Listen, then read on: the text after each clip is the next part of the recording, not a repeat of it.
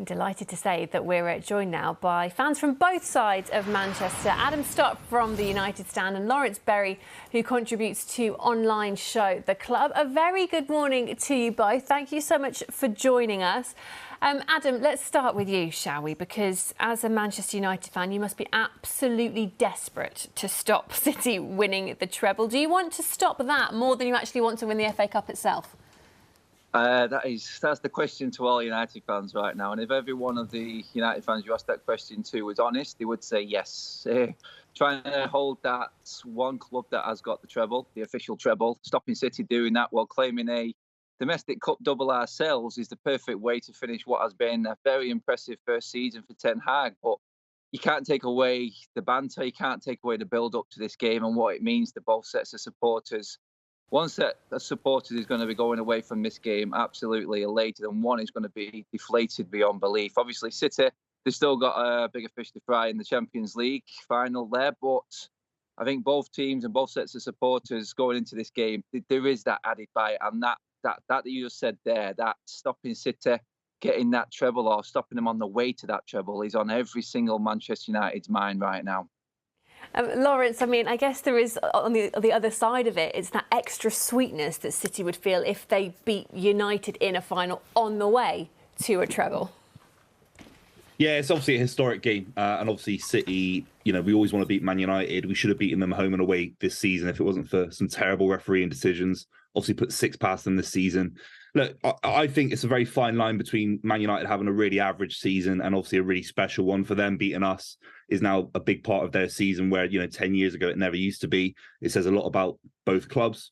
I think if they lose the FA Cup final, it's been a really poor, drab season for Man United. And look at all their fans desperate to beat City to have some kind of relevancy in the season. It's amazing to see. I mean, City clearly come into this as favourites. How do you stop them? And would it be a poor and drab season, as Lawrence suggests, if you don't win the FA Cup? No, Lawrence is just being a typical City fan trying to rub it in there. Compared to what happened last season, 17 points more than we got last season already. Third comfortably in the Premier League. Every United fan knew where we were starting this season from. We've had the Ronaldo issue to deal with this season. It's not been a drab season. It's been a very good season. Beating City this weekend will just turn that into an excellent season for the first one for Eric Ten Hag. We weren't expecting much. We know we're on the comeback and we've had to deal with a lot. Like I said there with the Ronaldo, no centre forward, no investment in January. I just feel like this is what it's all about. This is City against United, the bits of banter. We have fallen and we know how far we have fallen, but we know we can't get straight back up there straight away. It's going to take time. This would be a massive, massive step for Ten Hag and this Manchester United team. To beat City in this final will go a long way to pushing us in the direction where we need to be looking next season, fighting for top honours. Back in the Champions League, 2 cups. We'll play City again in the Community Shield at the start of next season if we win this game. So it's where United should be. Lawrence has a point there in terms of how far we have fallen, but to win this FA Cup and then be back in the Community Shield playing City after hopefully a good transfer window this summer, a lot of United fans would feel like they are back to where we should be, actually just moving in the right direction right now. We're still a bit off. We're not completely deluded like a lot of City fans would have you believe, but yeah, we know we're on our way back. Some healthy optimism and perhaps some realism there. I mean, Lawrence, how do you expect this game to unfold on the field? I mean, City, we know they like to dominate the ball. What are the dangers of United catching them on the counter? Yeah, of course. You're looking at someone like Anthony. You look at someone like Rashford on the break with pace. I think if City play our way, I think the only worrying thing for a City fan would be the kind of drop-off in form. Obviously, we've rotated a lot of players. Look at that loss to Brentford at the end of the season. That would be a slight worry. I think it was very similar to leading into the Champions League final against Chelsea. I think we lost to Chelsea in the FA Cup that season and a few other results where the Champions League final is so heavy, you want to rest everyone.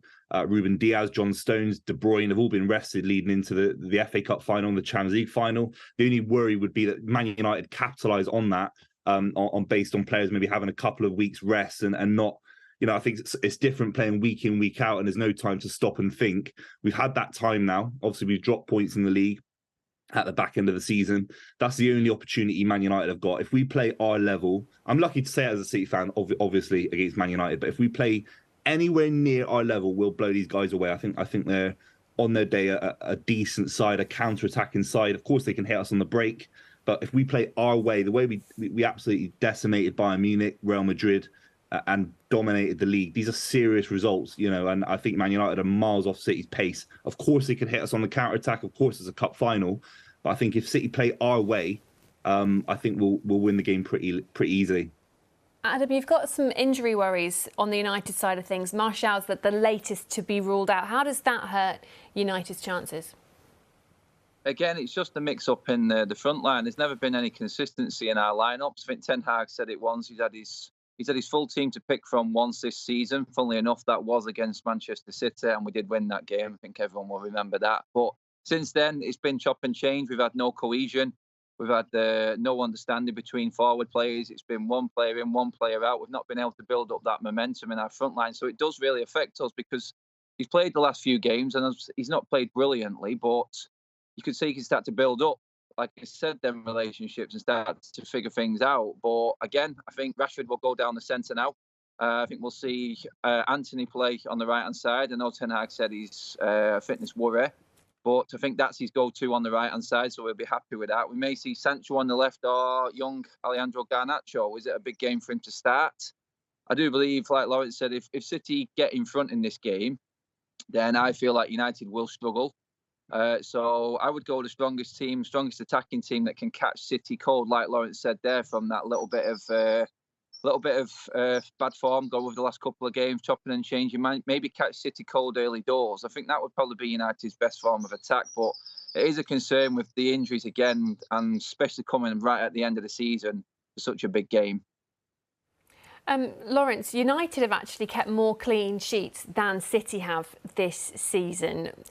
I think I know where this is going. I think I know how you're going to answer this. But is there any of United's back line that you would put into City's defence? Can any of the Manchester United players, you think, have a spot for themselves in the Manchester City team?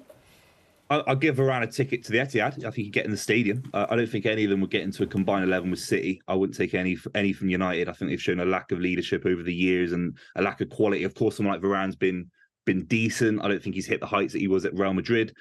Martinez, I know he's obviously injured. He can't play. He's been decent. I think United fans overhype him a little bit. Luke Shaw. I know David De Gea has kept the most clean sheets, but Roy Keane said it on Sky Sports recently. There's no way you have David De Gea winning you a league title as your number one keeper. He's nowhere near good enough. So I look at that United backline. I don't think they're nowhere near good enough for me. I still think they need tons of investment in that area, and they don't compare to John Stones, Diaz, Kyle Walker. We're talking about world-class defenders here. And the other side, they're just Man United defenders. Adam, same question to you. Who's the first City player you'd put into United's team? We need a striker. It's as simple as that. Someone who can put the ball in the back of the net is what we've lacked this season. If you look at the goal-scoring stats, you mentioned how good our defence has been, apart from the odd blip. Well, I wouldn't say odd, catastrophe in certain games. 6 against City, 7 against Liverpool.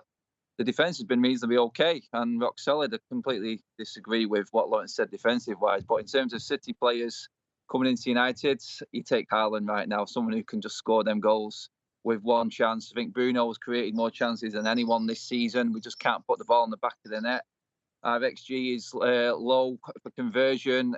We're creating chances. We just haven't got that number 9 to score the goals. And in the Premier League, I think City have proven it more than anyone that as long as you've got goal scorers, you can concede goals on the odd occasion because you know that you've got that player up front and that cohesion, like I said just a minute ago, to actually turn a game around. So we haven't got that in our forward line, which is why I also said it's very important that United get that first goal at weekends. But to answer the question out, yeah, I would take Haaland right now. Would really, wouldn't they? Right, Adam, you reckon an early goal for United is the key to this one, but give me your prediction for how this game pans out. I think it'll be a tight game. I think United will go defensive. City will dominate the ball. And like Lawrence said, we will be looking to counter-attack probably more than anything. It's our only threat in what we've got. So I would say we were solid. I could see Fred coming into the team like he did in the game against City. But, yeah, I see it being tight. It could go two ways. It'll be a close win for United, or City will probably score 3 or 4. That's just the way United work in these big games.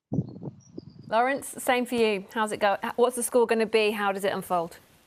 if City arrive like we did against Real Madrid, these are serious teams. You know, Man United are playing in the Europa League on a Thursday night. We're playing against Real Madrid and beating them. So if we arrive at that level, we'll beat them 4-0 in my opinion. But it could be tight, of course, but I'm going 4-0.